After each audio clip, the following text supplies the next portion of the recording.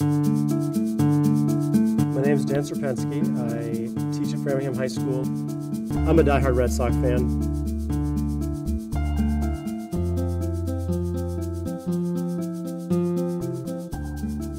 So I found it very ironic that it was in Fenway when I had the Grand Mall.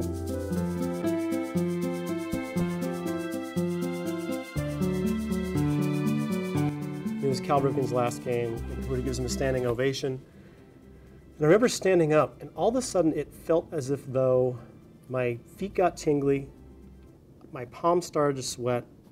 It felt like I tasted plastic or some really weird taste in my mouth. And the next thing I remember, I'm on an upright stretcher walking down the tunnel, and they slowly talked to me and said, well, you just had a seizure.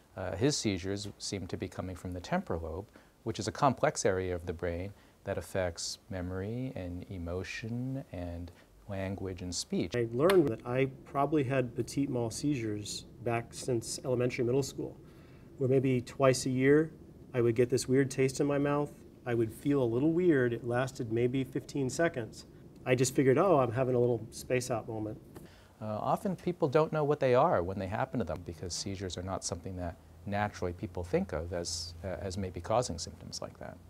3 or 4 weeks later, I got a call from Dr. Chang. He said, well, we got the test results back, and we've actually found what we think is a cyst that's in your left temporal lobe. I remember standing there feeling like the world just came to a stop. It was the strangest moment. And we all discussed the different options. A temporal lobectomy is actually a well-known surgical procedure. And I said, let's take it out. I don't want it there. We called the tumor Linus because it was a character for the Peanuts, because it kind of looked like a peanut, so I figured let's make fun of it. So I told my high school kids it was Linus. I had kids write letters to me. They were afraid that something really bad was going to happen to me. At the time, he was working with a program called Resiliency for Life. And we're a student support program for at-risk students. And he decided he was going to raise money for this program, and he was going to shave his head for a donation.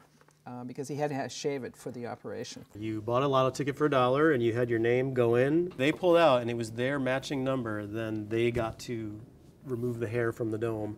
We ended up raising $1,500 from tickets. Dan was looking at a way to turn something negative into something positive. And it was absolutely phenomenal. Of course, he went on to have the operation. 42 staples. It looked like I had a big question mark on the side of my head. But I would say it took a good 6 months before I felt like I was really back to normal.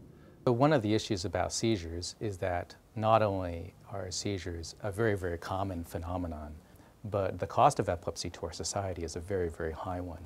If we can develop treatments that can prevent and can cure seizures promptly in those who develop them, that there would be a tremendous impact on society. I remember what it was like to be in that chair being told that you have a tumor in your head. And I was really lucky to be at Beth Israel and have Dr. Chang there. I think I learned that things that are important in life after you've had a big event like that really go into perspective. Anytime you can fund something in science, people will benefit, either directly or indirectly. The research is the most important thing because most research has been accidental. Most of the things we've found and learned, we've been trying to find a cure for one thing or treatment for one thing, and in the process we've learned probably 10 things that we never intended to.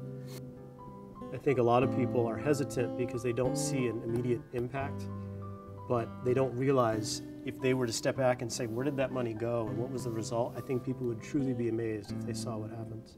I want to convince kids, go into science. It is vision. Even if only a few out of 100 kids I teach that particular semester go into healthcare, maybe I might help convince them if they aren't sure to try it. I've applied to college and I'm going to major in physical therapy, mostly because he encouraged me to keep moving in a medical direction. I'll use my example as a, hey, if you want to go into science and help people, I had a lot of people who helped me.